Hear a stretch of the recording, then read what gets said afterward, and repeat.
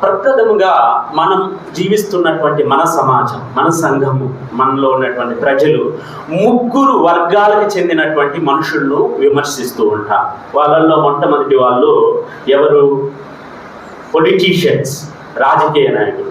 మనం కూడా అంటాం వాళ్ళు బాగా చేసింది, వీళ్ళు బాగుంది, వీళ్ళట్లా ఏదైనా మాట్లాడవచ్చు, ఏదైనా చెప్పవచ్చు. ఇంకా రెండో వర్గం వారు ఎవరు? పోలీసులు. ఎవరు? మొదటి వర్గం వారు ఎవరు? పొలిటీషియన్స్ను మనం ఏమైనా మాట్లాడచ్చు.